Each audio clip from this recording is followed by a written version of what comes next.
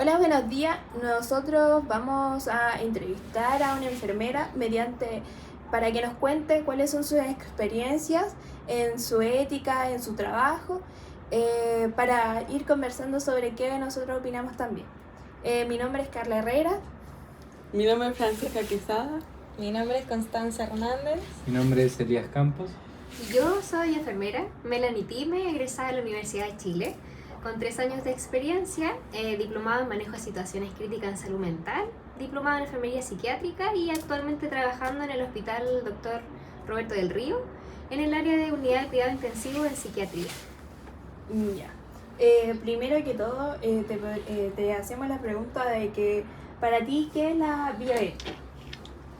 La bioética podría definirla como una filosofía que imparte los valores, principios y fundamentos para el trato hacia las personas, ¿ya? Como que nos marca la forma de desempeñarnos en el área en que decidamos trabajar, tanto respetando la integridad de los pacientes como teniendo en consideración las familias, el contexto social y también nuestros límites, conociéndonos y respetando también las normas del servicio. En realidad, en resumen, es la base del trabajo de la enfermería. Sí, yo encuentro que igual es muy importante, así como tomar el peso realmente como a todas las situaciones que nos vayan pasando, porque a la final igual es un trabajo que nos van a pasar muchas situaciones, que nosotros igual tenemos que responder mediante ciertas actitudes o ciertos como reglamentos, una cosa así. Corte. Ya, pues. ¿Tienen Corte. otra opinión o Corte. sí, pues empezamos con la dinámica? No, porque tienen que hablar también así como, es una cosa como que vayas diciendo así como más didáctico Como también. conversando, Como opinión. Sí, pues, como, sí, Como po, delante, pues. Como como opinión. conversando. Ya. Ya. Ya. Ya, sigo. 1, Uno. 2, 3. Yo también creo que es muy importante la bioética, sobre todo porque nosotros también para poder respetar a una persona también tenemos que saber sus derechos. Para poder respetarlo primero tenemos que ser conscientes de ellos. Entonces creo que la bioética nos da unas directrices muy buenas para el trato que podamos dar en un futuro. O hay muchas cosas que a lo mejor no haríamos si no fuéramos conscientes de la bioética. Pero una vez somos conscientes podemos respetar mucho mejor sus derechos. Y creo que es bastante importante. Bueno, y además yo creo que también nos sirve en muchas situaciones de la vida, aparte dentro del campo laboral de enfermería, ya que nos pone en situaciones a veces bien complicadas y uno no sabe afrontar. Entonces, igual nos sirve como dentro de herramientas del día a día, encuentro yo. Sí. ¿A ti te ha pasado así como alguna situación que tú digas así como si está dañando mi bioética o si me la replanteo de nuevo? Yo creo que más que replantear la bioética, que la veo como un valor y principio como inquebrantable. Creo que en mi trabajo veo diariamente situaciones en donde tengo que aplicar los valores, los límites, los derechos de los pacientes. Bueno, trabajando en el área de psiquiatría hago constantemente procedimientos que implican cierta fuerza, procedimientos de contención mecánica, en donde tienes que conocer el límite de la función de enfermería con la finalidad de mantener protegido al paciente.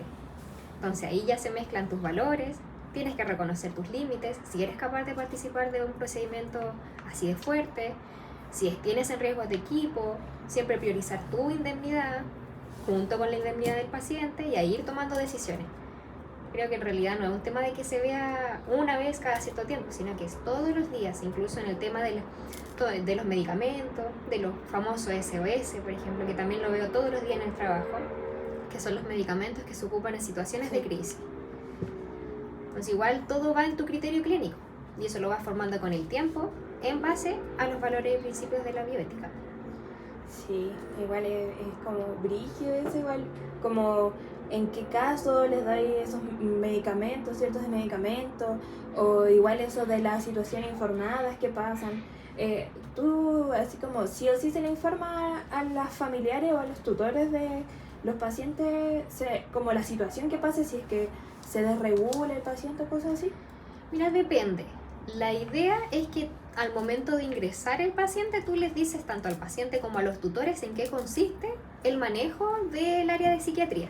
Entonces ellos ya están al tanto, ya saben los procedimientos que vamos a hacer y en qué situaciones los vamos a aplicar. Entonces estamos con todo el derecho, post firmado el consentimiento informado, de hacer lo que nosotros necesitemos para manejar una situación de crisis. ¿Ya? Y en caso de que los padres o tutores pregunten, nosotros tenemos que darle toda la información hasta el límite de enfermería, ya pasando al límite médico también, teniéndolo en consideración que hay ciertos temas que implican más temas legales y eso ya son médicos. Pero en realidad ya teniendo todos los consentimientos al principio no es necesario ir informando siempre, porque aparte en la hospitalización psiquiátrica no están los tutores 24/7 con los pacientes, sino que tienen visitas, horarios de visita, por más chiquitito que sea el paciente. Y en caso de que haya un evento adverso, un incidente, por ejemplo una agresión durante algún procedimiento o que se cayó, eso sí tenemos el deber de informarlo, por normativa, protocolo. Ya. ¿Ya? Pero todo se informa antes de iniciar la hospitalización. En el consentimiento informado, ahí se informa todo. Sí. Oh, qué brígido ese. ¿Quiénes conforme cuando se le comenta a la familia, quiénes están presentes al momento de...?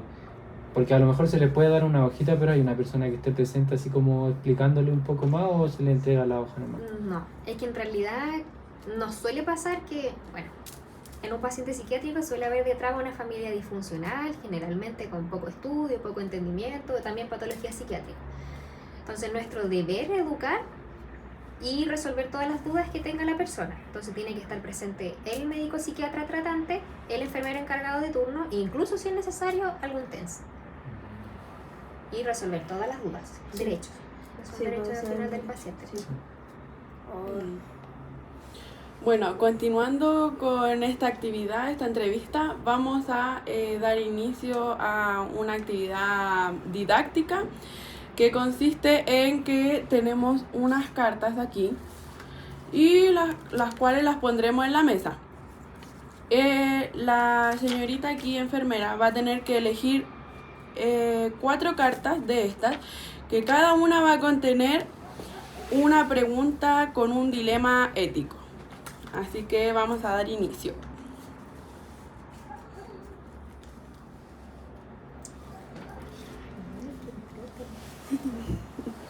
¿Ya voy sacando de una? Sí. Sí. La estrella. La estrella. Ya. Comenzaremos con la primera pregunta. El caso 1 es de rechazo de tratamiento por parte del paciente. Situación: un paciente con enfermedad terminal se niega a recibir alimentación por sonda, aunque su familia insiste en continuar con el tratamiento. El dilema ético: ¿debe la enfermera respetar la decisión del paciente o seguir las indicaciones médicas de los familiares? Mira, si nos vamos a la realidad, en realidad las decisiones finales en cuanto a la preparación, administración de los medicamentos, viene todo de una indicación médica. Entonces la decisión no la toma solo una persona, eso se va a un comité de ética. No lo toma ni siquiera el médico tratante. O sea, tenemos que hablarlo el equipo completo con la directiva del hospital. Si me preguntan personalmente si es un paciente terminal y está consciente de sus derechos, no tiene ninguna patología que lo haga estar como incapacitado de tomar sus propias decisiones, yo le diría vivir con cuidados paliativos para su enfermedad, respetando su decisión. Pero como no es decisión mía, tengo que tener la opinión de todo el equipo tratante y de la directiva médica. Que bueno, en realidad en esos casos suelen preguntarle también a las familias y dependiendo de la edad y de muchas características de la persona que está ahí, se toma la decisión final. ¿A ti te ha pasado ver algo así como en esos términos? ¿Como paliativo? Sí. No, en contexto terminal no, pero sí me pasa que como trabajo en psiquiatría, muchos tienen temor de los medicamentos que ocupamos. Ocupamos psicotrópicos, ocupamos benzodiazepina, entonces igual son medicamentos que te dejan reacciones adversas, que te provocan sintomatología incómoda, somnolencia, mareo, náusea. Entonces sí tenemos mucho rechazo del medicamento. Lo distinto es que trabajamos con niños. Entonces la decisión del niño, si bien se toma en consideración, nosotros tenemos que cumplir con la función de educar y al final lo tenemos, es una UCI, lo tenemos con riesgo vital. Entonces al final de una u otra forma tenemos que ver la forma de administrarlo. No le estamos haciendo ningún daño y es nuestro deber cumplir con lo que él necesita para que esté estable, vital, emocional y mentalmente. Entonces en esos casos no se toma mucho en consideración, sino que priorizamos el riesgo vital. ¿Y cómo le explica al niño de que tiene que tomarse el medicamento si él le da miedo o le da algún ataque de pánico o algo así? Ahí es puro manejo emocional. De repente podemos hacer educación si el niño cuenta con las capacidades de comprender. Ya. Si no, es más un manejo emocional. Ofrecerlo de distintas formas, si es que tiene un déficit intelectual mediante el juego, mediante, no sé, incluso peluche, le puede explicar, mira, que se siente mal, poniéndolo en el contexto en el que el niño se está sintiendo, pedir apoyo al terapeuta ocupacional para que lo haga con métodos de juego, por ejemplo. Y así nos vamos acomodando dependiendo de las necesidades de cada paciente. Es todo un equipo. Es que todo trabaja. un equipo, diariamente. Terapeuta, psiquiatra, psicólogo, kinesiólogo, enfermeros, TENS. Ahí como que todos hacen como, mediante un paciente, hacen toda una como directiva de cómo tratar Todo. al paciente. ¿Y Cada participan todos juntos? Sí. ¿Pero a la misma vez? Si es necesario, sí. Ya. O sea, hay actividades en donde participan ciertos funcionarios, pero hay otras situaciones de riesgo, por ejemplo, una contención mecánica, que es la situación de riesgo mayor en un área de psiquiatría. Para el paciente y para el personal, participamos todos, de ser necesario. Todos. Qué religiosa. Perfecto. Ahora vamos a sacar otra que va con otra pregunta. Ya. Aquí lo tengo. Situación. Un paciente con esquizofrenia se torna agresivo. El equipo decide inmovilizarlo temporalmente. Dilema ético. ¿Hasta qué punto es aceptable aplicar restricciones físicas? Eso se va evaluando. Hay unas pautas para evaluar todos los parámetros que involucran tanto la hemodinamia como la estabilidad mental. O sea, si llegamos a tomar la decisión de una contención mecánica o física, es porque realmente está en riesgo vital el paciente o el personal. Entonces ya intentamos todas las medidas anteriores, emocional, ambiental, farmacológica. Y la pauta en general de manejo en psiquiatría implica mantenerlo en observación constante, fijarse que las contenciones pasen 2 dedos para evitar que se lesione, inyectar en caso de que necesite tener mayor nivel de sedación para manejo de enfermería o de psiquiatra, y cada 15 minutos evaluar el estado mental. Y ahí tú misma vas viendo cuando va cediendo. Al principio hay una agitación psicomotora, existe una disociación en cuanto a las emociones de la persona. O sea, tú no logras dialogar racionalmente con una persona agitada psicomotora. Y después ya vas viendo el efecto del medicamento en conjunto con la contención mecánica al punto en que ya puedes hablar. Y cuando ya llegas al punto en que puedes hablar, sacar consecuencias de lo sucedido y está hemodinámicamente estable, porque hasta los parámetros hemodinámicos se desregulan al momento de una contención mecánica. O sea, hipertenso, taquicárdico, febril, todo. Y ya cuando tengas todo estable, se termina. Cuando se disminuye o termina el riesgo. O en caso de que necesitaste sedarlo, que está dormido. Ya dormido no es un riesgo. Ahí ya hay que terminar. ¿A ti te ha pasado alguna vez como que tiene algún paciente y los tutores legales o cosas así como que no están presentes realmente? Como que no... Porque eso igual afecta en su terapia. Sí, muchas veces en realidad. Se suelen recibir muchos pacientes de mejor niñez, en donde los tutores son personas de Sename. Entonces rara vez asisten. Entonces se genera ya una relación terapéutica más cercana con esos niños, niñas, adolescentes, y ahí ya quedan más las decisiones de parte del equipo médico. Ya. Ahí ya no entraría una cosa de formulario o cosas así, sino más bien una Es que tema si de... entran por ingreso judicial, que es lo que suele pasar con niños de mejor niñez que no tienen un tutor y son tutores del Estado, legalmente tú tienes el derecho a aplicar todo lo necesario para manejarlo. Entonces no necesitas una firma de algo. Judicialmente estás con la capacidad de hacer lo que tú necesites para mantenerlo vivo. Ya. Bueno, continuamos con la siguiente pregunta.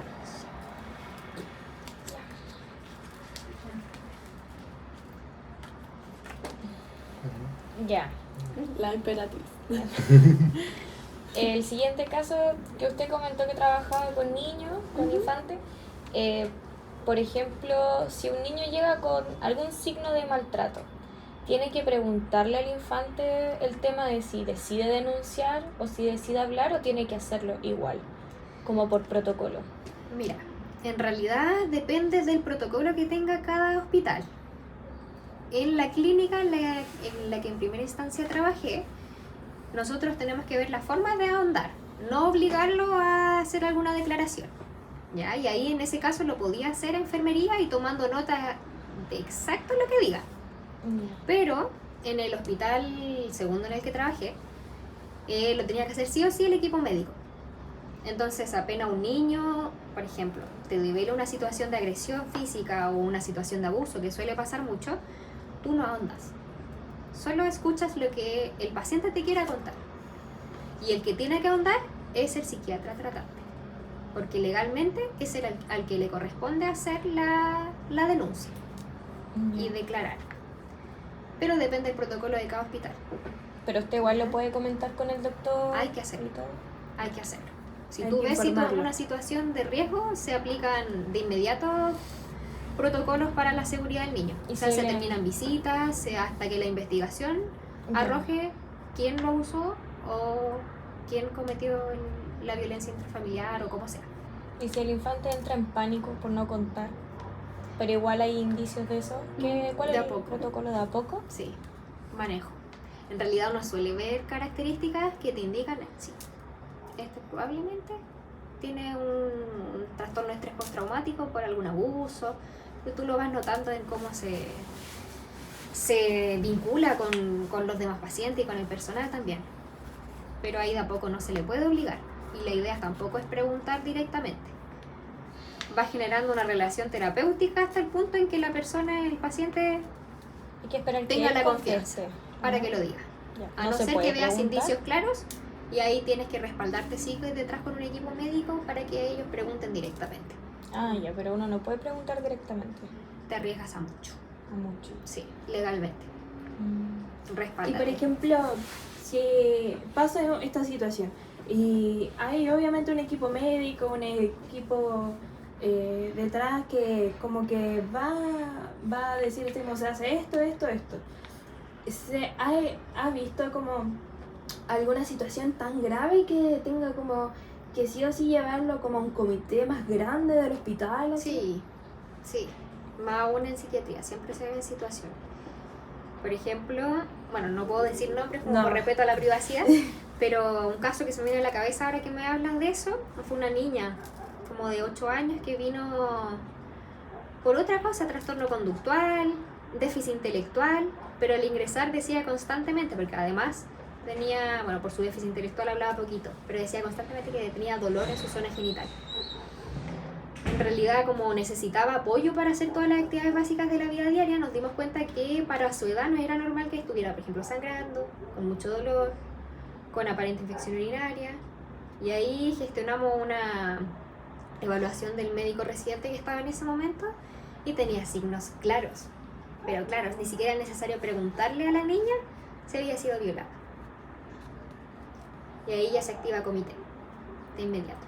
Y ahí Protocolo es- de abuso, denuncia, y ahí uno tiene que estar de testigo. Ahí tú tienes la función, la obligación de declarar a favor de esa niña, lo que tú viste o lo que te dijo. Ahí ya no hay duda, pero porque tenemos signos.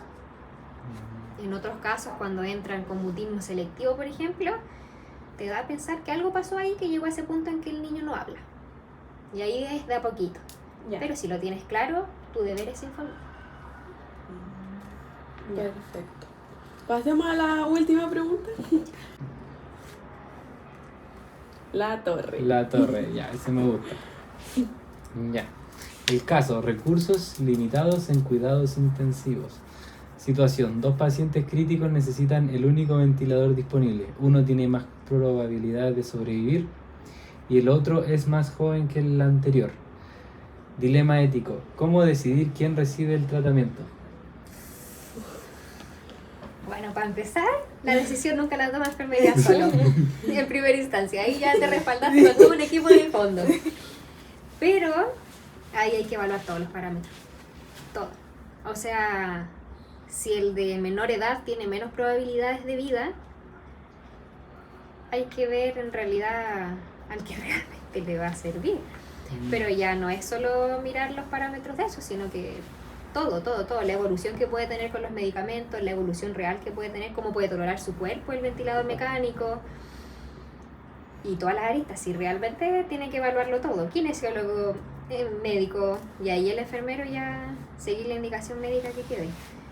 Pero en realidad si me baso en tu caso y el que tiene menos edad no va a aprovechar el ventilador mecánico y realmente no tenemos más, ¿para qué vamos a desperdiciar un...? Suena feo, suena muy frío, suena muy frío, y es un caso que probablemente va a ser difícil que pase. Pero en un caso así, priorizar al que realmente le va a servir. Pero ahí va el hecho de que quién es uno como para decir así como quién merece Es que más eso, el ventilador eso. que el otro. Por eso, Pues ahí ya ahí ya estaríamos entra- mezclando emociones, mezclando Sí. la vivencia, mezclando valores, principios. Por eso la idea es hacerlo bajo un comité en Sí. donde participen todos, o sea, un Sí. comité multiprofesional Y sean como su y que se diferente- valoren los parámetros por completo, o sea, no solo la edad, por ejemplo. Es difícil. Sí, Sí. es brillo ese caso. Sí. Sí, igual da cupo. Como que llegar a ese nivel. Pero puede pasar. Puede suceder. Más en un puede hospital pasar. público. Sí. Sí. Pero yo creo que en ese caso a lo mejor se puede derivar al que puede como tener más tiempo como de propio soporte, se puede derivar a otro lugar y el más urgente al Es que tiro. claro, sí, no, pues si ese caso que estás diciendo es como ya, como si Extremo. no tuviéramos ninguna otra Sí, opción, pero en caso Apocalipsis. así, todos los otros hospitales están sí, cerrados. apocalipsis, pero ya ahí se genera una vinculación entre toda la red hospitalaria. Ya, derivación, o lo podemos cambiar de piso y mantener estable, al borde, en otro piso y ahí traspasarlo cuando tengamos los insumos. En realidad, así como dejarlo sin tratamiento porque no hay nada y cruzarnos de brazos, eso no va a pasar. Ya, eso es como una situación muy, muy crítica. ¿A ti te ha Como en pasado? época COVID, Yeah. algo así. ¿A ti te ha pasado alguna vez así como un tema de así como no tenemos insumos en el piso que tú estás y tienen que pedir a otro y tienen como que sí o sí como igual está el hecho de que le estoy quitando como esos insumos a otra persona, pero es una cosa más de quién está más peor que igual. No, porque en realidad de repente sí pasa que no tenemos insumos. Como en hospital público no tenemos, incluso de repente nos ha pasado que no tenemos ni apósito para hacer una curación simple. Pero no es un tema que dejes a otro, sino que es como al final, no es un servicio en contra de otro servicio, sino que al final todos trabajamos en conjunto. Pues. Entonces se dividirán los insumos y los haremos alcanzar, sea como sea, o ocuparemos otro insumo hasta que podamos, o lo haremos como se pueda. O sea, si me ha pasado, si no tenemos, no sé, un apósito simple para hacer una curación simple, haré duchoterapia con un suero fisiológico y veré la forma de limpiar la herida. Pero ahí tú te las arreglas dependiendo de lo que tengas. O sea, al final somos un equipo. Sí. Y lo otro, ¿te ha tocado alguna situación en la que la persona que esté atendiendo, por lo que haya hecho antes de llegar ahí, no lo quieran atender o personas del servicio se rehúsen a atenderlo? Mira, más que se rehúsen a atenderlo, yo he visto casos en donde se ven afectados emocionalmente por el caso, involucrando sus vivencias. Por ejemplo, en situaciones en donde recibes a un niño recién abusado. Hay algunos que trabajando ahí han tenido el antecedente de haber pasado por lo mismo. O el hecho de recibir, por ejemplo, a alguien con trastorno por uso de sustancias que llega agresivo y le acaba de pegar a la enfermera. El equipo no va a querer atenderlo. pero ya ahí va en el manejo que tú tengas de tu equipo y en los límites que tú reconozcas tener. O sea, si tú ves que te está afectando emocionalmente y vas a involucrar tu emoción en el trato del paciente, pide ayuda. Y reconócelo. O sea, eso no te hace menos profesional. Mira, no puedo atenderlo porque en este momento me está afectando. Estoy muy enojada y no puedo tomar una decisión. Es válido. O si ves, por ejemplo, un TENS que pasa llorando, no puede hacer contención emocional de un paciente si está llorando. Entonces, no, mira, prefiero que tú en este momento no participes, voy a buscar a otro. Y le brinda ayuda también a la persona que está desbordada emocionalmente. Pero pasa, si al final igual somos personas. ¿no? Igual te duele. pegan ciertas Y duele. situaciones. Sí, igual va en lo que tú hayas vivido. Si el hecho, por ejemplo, de trabajar en salud mental no significa que nunca alguien haya tenido depresión o no tengan ansiedad Sí, pues. o el mismo autismo. Tengo personal TENS que tiene autismo y trata a personas con autismo, entonces de repente se ven en el paciente. En situaciones. Ahí ya va en conocer tu equipo y los límites de cada uno. ¿Alguna otra cosa que quieran saber? No, yo creo que estuvo bastante completo. Sí. Bueno, muchas gracias por compartir esta instancia con nosotros y explicarnos bien cómo el ámbito laboral en el hospital o en servicio como Cefam y esas cosas. Así que igual nos sirvió más harto como para poder entender cómo es realmente la situación laboral y no a través como de algo no tan directo. Así que este fue nuestro video. Agradecemos mucho el tiempo que nos tuvo, así que eso. Muchas gracias. Muchas gracias. Muchas gracias. Ya, corta esta. Corta.